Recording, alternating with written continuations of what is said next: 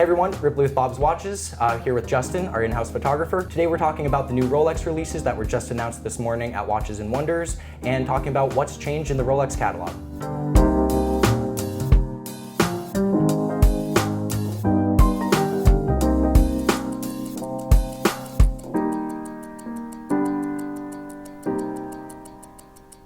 Also, if you haven't done so already, don't forget to subscribe to our YouTube channel so that you can stay up to date on our latest video content. So, Justin, big news. Well, let's talk about the two-tone elephant in the room, I guess, right? I mean, that's the two-tone 36mm elephant in the room. Yes, exactly. Yeah, I think that was a surprise for all of us. Did you see that one coming? Not at all. I think I saw, which I feel like most people did, is probably an update to the Explorer 2, right? I mean, wasn't that kind of the expected move, was to do a large update to the Explorer 2, and the Explorer was just kind of a secondary? Yeah, absolutely. I anticipated there might be something to the standard Explorer line, but I thought maybe we'll get a new movement, maybe a white dial. But I thought the story was going to be the Explorer 2. It's the 50th anniversary. Then that's not what we got. Minor updates. They did update the movement in the Explorer 2, right? New movement, altered case proportions. You got the little crown between the Swiss made at the 6 o'clock, right. But across the room it's going to look the same. I think the bigger news is the fact that the Explorer is back to its historical size of 36mm. That is the big one. And the two-tone. It's Rolex's original sports watch. A lot of people consider it the purest, minimalist, platonic ideal of a sports watch. And I would have thought every single other thing would get precious metal before the original Explorer, but that's not at all the case. I agree 100% on that. What about the size? So it was 36, and most recently it was 39, and now they've gone back to the 36. I think this move to 36 is smart. The classic Explorer appeals most to the enthusiasts of the brand, the purists, the Rolex aficionados, and they want to see it as close and faithful to the original as possible. I think 36mm is smart, and Rolex recognizes that. It also puts it a bit more into a unisex territory, so if there's a lot of female enthusiasts who just couldn't quite swing the 39mm, this is perfectly in their wheelhouse. 36 is a good size that everyone can wear, right? It's, like you said, females can wear it without it being too giant, like a boat anchor on your arm. Even if you have a larger wrist, 36 isn't necessarily too small of a watch for you. Personally, I like the 39. Is 36 a little small for a sports watch? I don't think so, but it's not just a sports watch. It is to a certain degree slightly becoming a status symbol, and 36 might be a bit small if it's just in steel, plain oyster bracelet, smooth bezel, and all of that. So I think 39 is about the largest I can wear unless it's a watch with a bezel. So for me, I'd go for the 36, but I think the 39 is going to be a thing now. It's the only 39mm Explorer, so sure, that's something. Absolutely. You can make the argument that Rolex is bringing the size down, right, in terms of trends, but just last year they made the Submariner larger, another sports watch, and they actually went up a millimeter on the case size. What do you think about them going larger with some sports watches and smaller with other sports watches? I think they know their market. I think the Submariner, it transcends watch enthusiasts.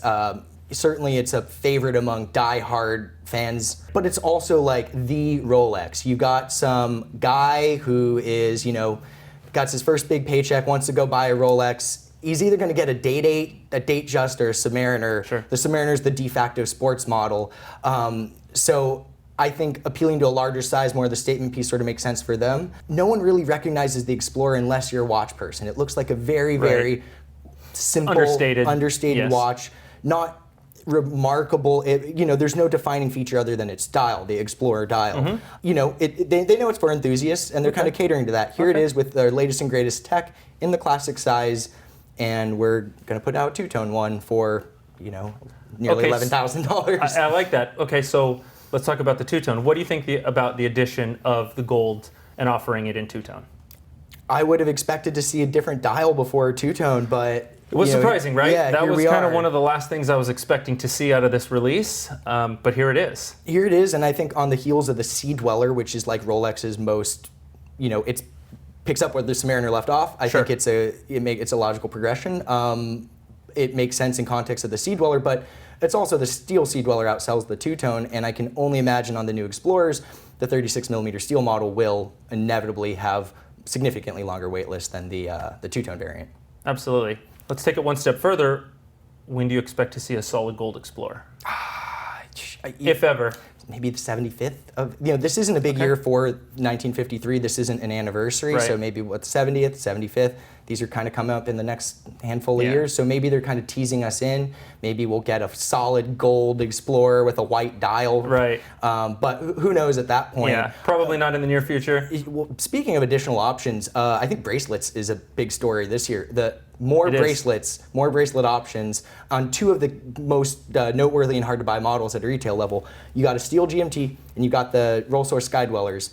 You get the Oyster or a Jubilee. What are your thoughts on that? Do you have a preference one way or the other? I like the Jubilee bracelets. I think they're nice. I think they're clean. I think it's different. We see the Oyster so much that I think the Jubilee is just a refreshing change, a bracelet. But like you said, now you have a choice. So that's going to change things up a little bit. That's something we haven't had in the past out of Rolex, where you can choose either the Oyster or the Jubilee. And the Batman GMT was on the Oyster, discontinued, so now it's being offered on the GMT, and now the Oyster has brought back. So what do you think that is going to do to the market for the previous Oysters that were now discontinued, and also the current production? I think it's the latter. I think if Rolex is producing about 1 million watches a year, and X percentage of those are going to be Batman GMTs. Before, every single Batman GMT was going to be on a Jubilee bracelet. Now you want a Batman on a Jubilee. They're probably still producing around the same number of Batman GMTs each year, but that one number is now distributed amongst two different bracelet types. So it's potentially, you may have half as good a chance of getting one. I think you're going to have a lot of upset people with these new additions. There's certain people that paid a premium to get the 116710 BLNR because it had an Oyster bracelet. And it's on its way out. It was no longer available. Yeah, it was the Oyster original Batman. And then you also have people who paid a handsome premium for a solid white gold Pepsi with a black dial. Right. When it was first released with the 116719 BLRO. The new Pepsi with an Oyster bracelet is almost a dead ringer for that initial white gold model. Right. And Rolex was offering the trade where if you had that model, you could send it in and get the blue dial. Some people held onto that black dial because it was now the unique thing. And now they're making a steel watch for under 10 grand that looks almost like it. So I think there's going to be some people rubbed the wrong way there. It's a little disappointing if you were one of the people who had done that and now it's back and you can buy it and you can just get on the wait list and pick one up. And it is cheaper than the Oyster. It is cheaper than the Jubilee by a couple $100. So there is that as well. So I think you're going to have a lot of upset people. And I think you're also going to see on the Skydweller side, there was one Skydweller that was significantly more difficult to buy than the other. Sure. It was the blue dial 326934. Absolutely. That same reference number is now split between two bracelets. Someone's going to have a strong preference one way or the other, and I think it'll be really interesting to see what open market prices become for this identical watch just with different bracelets. So I really like the idea of having the choice of the bracelet. The bracelet is very personal, right? You'll see a lot of people who prefer the Oyster or a lot of people who prefer the Jubilee. It's really a personal choice. I like the fact that now we have that choice. Do you see that carrying over into Rolex's other watches? Do you think that that is a thing that could start happening where you can have a choice of bracelet and it's not that you get a new watch and it comes on either the Oyster or the Jubilee and you really have some more say in the overall look of the watch? I think that'll be a thing more for the luxury oriented models. Never say never. I would have told you never be a two-tone 36 millimeter Explorer, but but I don't foresee them building out the tool watch lines in the same degree that they do with the other ones. But we have to remember, yes, the Skydweller has a lot of functionality. It's still more on the dressy side. It's not a sports watch. 100 meters water resistant. It has more in common with the Datejust and Day Date from a case construction standpoint. Yeah, I think beyond the new bracelet options, I think another big options that were added were dials. Yeah, definitely. The Datejust. Yeah, those Datejust dials are cool. I personally love that green palm pattern one. That's the big one, right, with the palm leaf on it? And that fluted, they're calling it fluted, and I can kind of see that, how it mirrors the facets. The blue one looks stunning. The blue one's awesome. And first when I saw fluted, I didn't get it, and then I saw, and it really does look like a fluted bezel laid out on top across the whole dial. And personally, I think that one looks great. I like it in gold. I think, like you said, the blue is a showstopper, man. That thing is beautiful. Absolutely, and I love the green and the plain steel watch, smooth bezel Oyster bracelet. I think that looks fantastic and really lets the dial kind of be the centerpiece of the watch. Absolutely. I think they're going to be popular. I think this is also the refinement. This is them hitting where they missed the mark a number of years ago with those kind of funky floral patterns that didn't really gain traction. I think these are a bit more, a bit less feminine. They're more in some neutral colors. colors, I can see them appealing to literally everybody, and it doesn't look like anything in Rolex's catalog. So if you already have a Datejust, you already have an OP, this is a fantastic option to add that keeps it in the family but isn't a significant departure. The ones they did a few years ago were very floral, very feminine. They did it on some larger 36mm watches, but it was still, a very feminine look, where these are a lot more enticing to anyone. I think, you could wear them if you're a man, if you're a woman, and, dress them up or down or casual. I think it's a really cool, it's a really different design from Rolex, but it's nice. I mean, we don't see a lot of like dialed patterns and textures, everything. Exactly. Yeah, I think these are a great next evolutionary step to the old vintage texture dials. Outside dials. of Rolex's box, right? Yeah, well, it's something they used to do. I think, you look at the 4 and 5 digit series, you get tapestry dials, you get linen dials, you get these really interesting textures and kind of patterns. And I think they're not going back and doing an homage to these vintage designs, but they're returning to, rather than just sunbursts and and with like a very modern take on it, right? Yeah, I think it's smart of them. They don't make heritage watches. Sure. They always move forward, but I think in more recent years they have been at least acknowledging their past. Right. And I think there's a little bit of that in here, just like the meteorite dials in the Daytona. Right. I mean, there's a lot of diamond and meteorite dials added to the mix. And with the palms, I think it's fantastic to do it in the green, right? Like you said, the older ones, there's a lot of tapestry, Jubilee dials. A lot of those are very gold, champagne, very conservative. The green, that's different, right? That's a color, it's eye-catching, that's a showstopper. They make it in different colors. You can get in kind of a champagne, you can get it in a silver color, and it can really offer a different aesthetic depending on whether you go for a two-tone watch or a plain steel watch. Right. So I think it's smart there, and it also, for some people, they don't want a Datejust because it's their dad's watch. Sure. This isn't your dad's watch. This is not your dad's watch. Right. He doesn't have the green leafy dial. It's a very different watch. So I think that's big, and I think it appeals to a whole different sect of potential buyers that don't want a sports watch, don't want their dad's watch. Well, here you go. It's different, it's fresh, it's cool, It's colorful, and it's not, I think the plain steel model starts at just over $7,000, which is, very accessible considering Absolutely. Rolex. So nicknames, now's your chance. What's this green one? You got a nickname for it? Now's your chance. We can start it off. Someone was jokingly said, what do you think of the new tropical dial? There's been the 420 dial. We've got it the Beverly Hills Hotel dial. We'll see where it ends up. It may not even get a nickname. People tried with the old pink floral one. Someone called it the Aloha. Someone called it the Patrick Star from SpongeBob. Yep. So we'll see what Nothing may stick. We'll see what sticks, but I think if there's ever one to get a nickname, this green one from that lot would be it. Absolutely. It'll be interesting to see how they went full meteorite with the Daytona. That is very yes. There's a lot of meteorite now. It's not really just one model. You have your choice of golds. You got Oyster Flex. It's more. If you want meteorite, you can get it. Absolutely, Rolex has done the meteorite, but it's usually on a statement piece, right? It's not across a whole line, and now it is. You can get a meteorite on the gold Daytona, the two-tone Daytona, the white gold Daytona, right? It's not just a single watch. And I think the two-tone is big. Meteorite is premium. It came from the cosmos. Sure. But I think historically it's been pretty much fitted to exclusively solid gold or platinum watches. Right. The last Daytona with a meteorite dial, solid white gold. And now that, for those who want the meteorite dial but don't want to buckle down and pay north of $40,000, the two-tone option, they're really making it more accessible. I think that's a good move on their part. It's a hot material. Yeah. It looks Personally, good. I think the meteorite is a fantastic dial. I think they're just gorgeous, and I'd love to see them on more options other than, like you said, just that white gold, which is an amazing piece, but it might not be accessible to everyone. The aesthetic might not be everyone's, and now there really are those options. Yeah, historically, the two-tone Daytona has been, at least in modern years, they're at a retail level, the worst performing of the lot. They're all hard to get, but the worst performing of the lot. Who knows if that's going to change? Being able to get yourself into a Rolex Daytona with a meteorite dial and not having to pay solid gold prices is kind of a big That's a big step, right? For some people, if that's what you're going for, this is what you were waiting for. Sure. And two-tone.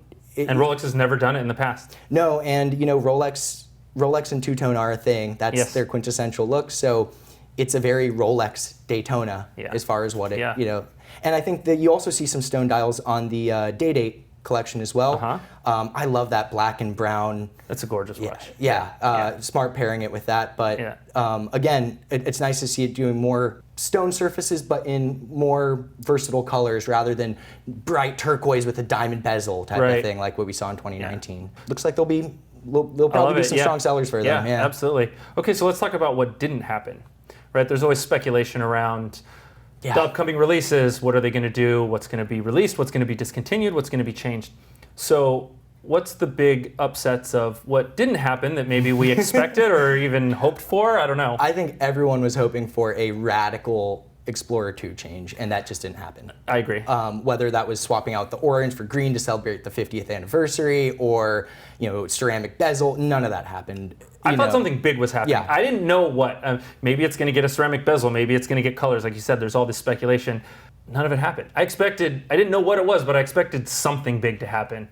And I mean, it did get updated, right? It's not like nothing happened. There is a new watch. Aesthetically, it's the same. And it's got a new movement, but aesthetically it looks the same. The other one is they got to do something with Milgauss. To me, that's the biggest disappointment. I'm a huge Milgauss fan. I love the Milgauss. I think it's a very underrated watch. I think there's so many cool things that they can do with it. And it seems like for the past few years, everyone is expecting a change. I get all excited. Nothing. Curtain comes up and there's nothing there. Yeah, and this isn't the first year that has happened. They were teasing it hard in 2019. Nothing was released. This came up, and it's constantly said. By comparison, the concept of the Milgauss is very outdated. An anti-magnetic watch. Brands are doing that without any steel or soft iron cages in there, silicon parts. It's becoming less of an issue. The fact that the Milgauss, that's still its main feature.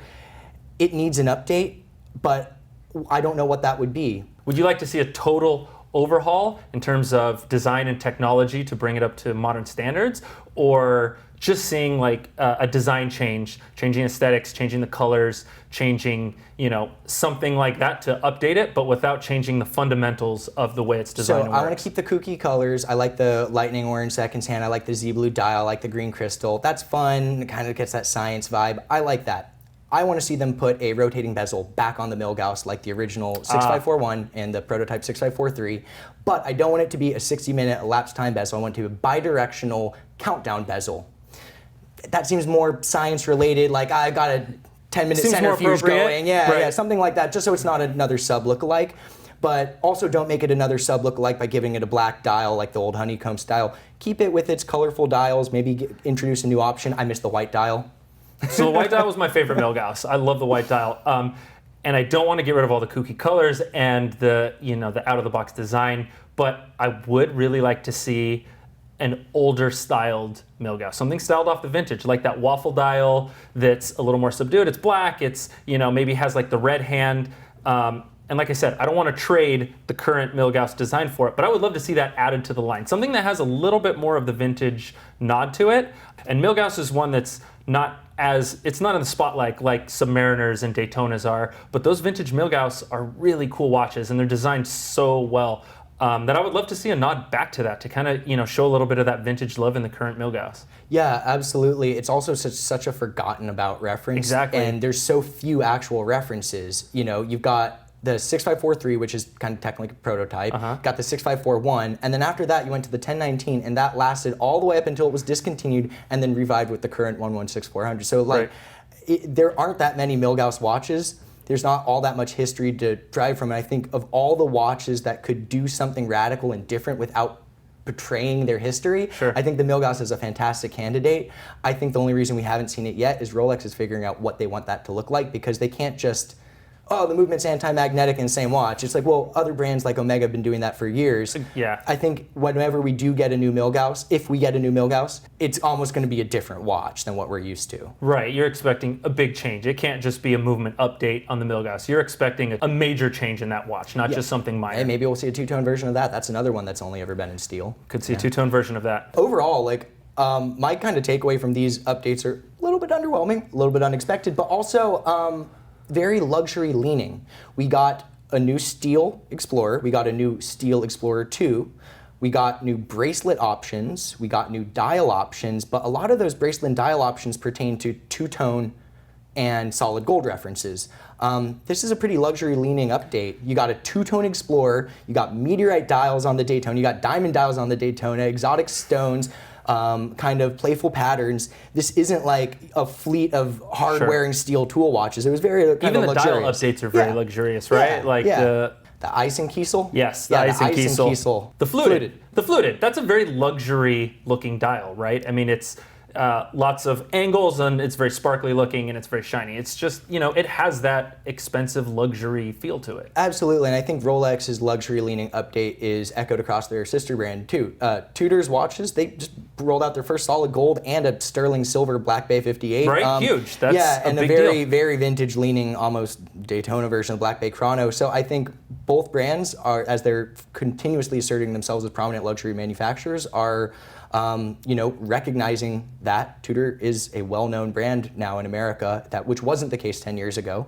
Not certainly to the point it is now. Sure. And I think from both Rolex and its sibling company, they know that people are after their watches and to start giving them some more upmarket options as well. Do you feel that part of the reason that's happening is the scarcity of the stainless models? I mean, it's hard to get a Rolex stainless sports model. You're on a wait list or you're buying it over market. Well, I mean, look at the Explorer. It's 6.5 or thereabouts for the steel model, and it's 11 or no, almost 11, 10.8 I think for the two-tone. Right. They only make about 1 million-ish watches a year, and they're selling all steel watches in that 6 to 10 price range. They're literally going to double their money by expanding into two-tone. Sure. So I think some of it has to do with that, but also the steel sports watches have been big. They have very unwavering designs, and for the guy who already has a steel Daytona, steel GMT, steel sub, what do you offer that guy that's something different? And I think, well, maybe a two-tone version, kind of presenting other options to complement rather than to replace existing models. Sure. For me, the two-tone Daytona with the Meteor dial. That's the one? Take it. That's if you blank check, but you got to keep it. That's the watch you're taking from Watches and Wonders? If I'm looking for a two-tone, I think it would be really hard to do better than that two-tone Daytona with the Meteorite dial. I think I'm inclined to agree. Yeah. What about any watch from the new update from Rolex? What's your pick? If I'm taking any watch out of the current releases, I think it would be the Sky Dweller on the Jubilee. Yeah, blue. The blue. I mean, it's hard to deny. I know the blue's the hot one, but You hype beast. Yeah. I got to get on board. It's great, and I personally, like I said, I like the Jubilee bracelet. And I think it's really fitting on the Sky Dweller. I think it's a great watch to have a Jubilee bracelet. I agree. That watch looks absolutely fire. That's what I'd be taking. It just works with the bezel. For me, I love a Pepsi GMT, but I love the older Pepsi GMTs more than the ceramic ones. So for me, I'm taking that steel 36 millimeter Datejust on an Oyster bracelet and give me that green palm dial, and I'm happy. Yeah, that's not surprising. I could see you with that. Absolutely. I'll wear it to a black tie event and take the comments. That watch is fantastic. Well, I mean, I think that's about most of what we should talk about. I think that covers the base. About watches. Yeah, there's plenty more, right? This is the first day of Watches and Wonders, so we'll see if there's any surprises, but I think this is it for the Rolex news. This is the big stuff with Rolex. Obviously, if there's anything else, we'll be making a new video to follow up with Back some more to talk about. Yeah. Well, that's about it for the new Rolex watches from Watches and Wonders Geneva. Don't forget to like and subscribe to our YouTube videos so that you can stay up to date on our latest video content.